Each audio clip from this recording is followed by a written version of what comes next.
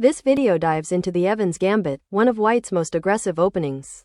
Discover key ideas, strategies, and traps to master it. Watch till the end to find out. We begin with the Italian game, e4 e5, nf3 nc6, followed by developing the bishops into the giuoco piano opening. The Evans Gambit kicks off with b4, sacrificing a pawn to gain dynamic counterplay. From here, black has three choices: accept with the bishop, accept with the knight, or decline by repositioning the bishop. The most common move and probably the best move for black would be to take this pawn with his bishop. We will discuss the other two options later on in this video.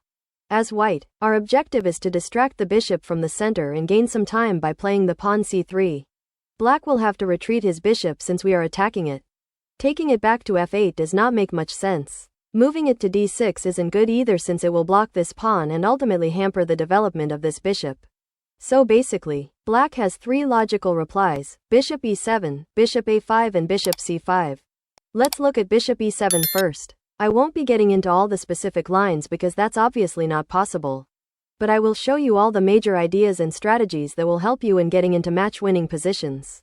The most important thing that you need to keep in mind is that you should keep throwing punches at black. You cannot afford to take it easy since at most times, you are going to be a pawn down, so you will need to keep attacking to open up the game as soon as possible. Okay, so bishop e7, then we play d4, attacking the center. If black takes, then we can take back, and even though we are a pawn down, we have good compensation. We are occupying the center. Our pieces are in attacking positions. We are one move away from castling. We can look to target this weak f7 square by bringing out our queen and knight. And we should be using this bishop to prevent this black king from castling. So we have a good game here. Going back, if black plays d6 to support this pawn, then we play queen b3, eyeing down this weak f7 square. Now if knight a5, then we simply take with our bishop. It's a check. He can't go to d7 because knight e5 check. D takes on e5 and then queen e6 would be a checkmate. So he will have to move his king to f8. But then, we have this beautiful move queen a4. And even if king takes, we can take his knight. And if you see now, the material is even, the black king is out in the open, he can't castle, we are ahead in development, so this should be a good game for you. Going back, in this position, if he tries something like knight h6 supporting this pawn on f7, then we can simply remove this defender by taking on h6. Now after pawn takes back, bishop f7 check. If king d7, then queen e6 is a checkmate. And if king moves to f8, then we will take our bishop back to h5, threatening a mate on the next move. It's going to be very difficult for black to save this game from here. Going back, so we just saw what we can do if black moves his bishop back to e7. Now let's look at the most common move that you will see, which is bishop to a5. And you have some really nasty tricks here. It's bishop a5, then we play pawn to d4, attacking the center. If d6, then simply queen b3, and you can continue with the same idea that we discussed earlier. Okay, now if he takes with his pawn, then we need to castle first because this bishop is pinning this pawn to our king. Now if he decides to take another pawn, which most chess players do, then he is in big trouble. Let's see how. After pawn takes on c3, we will again play queen b3. Black has to prevent this f7 check, so he basically has two options: queen f6 and queen e7. Queen f6 seems better since it will also protect this c3 pawn. But then, you can simply play pawn to e5, attacking the queen. If knight takes, then rook e1, pinning it to the king. If he tries to defend with d6, then queen a4 check and this bishop is gone. Okay, let's go back and look at queen e7 in this position. Black is giving up this pawn, so let's take it with our knight. Then you can expect knight to f6, a natural development move, and at the same time, opening up these two squares for the king to castle. We need to stop black from castling, so let's attack the queen by moving our knight to d5. If knight takes, then we recapture with our pawn. Taking with the pawn is better because not only does it threaten the knight, but it also opens up this line for our rook to attack the king. So eventually, the knight will have to move. Knight b4 will be a disaster for black because then we can play rook to e1 and the queen will be gone. Going back, if he moves his knight to e5, then knight takes. Queen takes, and then we have this bishop b2 move to attack this queen and even the pawn behind it. If he plays queen g5 to support this pawn, then our strategy would be to first stop black from castling by playing queen a3.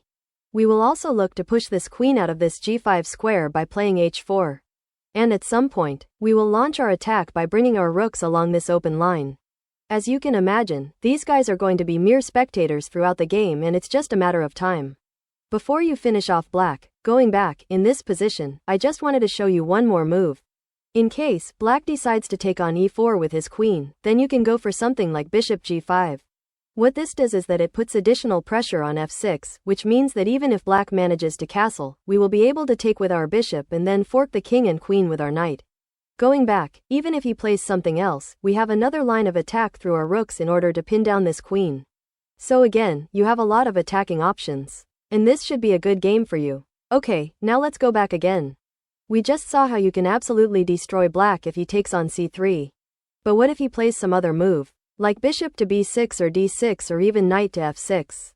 Well, your strategy is going to be simple. You will look to take back this pawn. Your queen will soon be out on b3 to attack f7.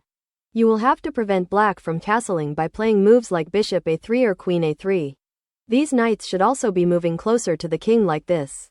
And ultimately, you will have to open up the game and attack with your rooks along the e-file. If you follow these ideas, you should be able to harass black throughout the game. Okay, now let's go back. We have looked at bishop e7, we have looked at bishop a5. Now let's look at the bishop c5 move. Black plays bishop to c5, then again, we push pawn to d4. E takes on d4 is forced. C takes on d4. And his bishop will now have to move. And you will see a similar situation as I showed you before if he moves his bishop back to b6. As you can tell, he will be losing time in development. We can bring our queen into action, we can castle kingside, this knight is going to be moving to c3. This bishop is also ready to jump to any square depending on the position. We have great center control, great development. All in all, this is very good compensation for a pawn. Going back, if you are wondering what happens if black takes with his knight, then let me show it to you quickly. After knight takes on b4, we play c3. Please do not take this pawn on e5 because queen f6 and queen g5 can lead to some really nasty threats and double attacks. So after pawn c3, the black knight will have to retreat back to c6. Then we can castle as usual and push this pawn on d4. Taking with the knight is generally not a good move because black simply loses a move, which helps white in development. Okay, now one more situation could be where black simply declines to take your pawn and retreats his bishop back. Well, in that case, you do not lose a pawn whereas your opponent loses a move, which means he falls behind in development and your position automatically becomes better. Thank you so much for watching. I hope this deep dive into the Evans Gambit gave you valuable insights into one of the most aggressive and exciting chess openings for white. Whether it's mastering the key ideas, setting traps, or surprising your opponents, this gambit is sure to elevate your game. If you enjoyed the video and learned something new, please give it a thumbs up, it really helps support the channel. Don't forget to subscribe if you haven't already, and make sure to turn on the notification bell so you're the first to know.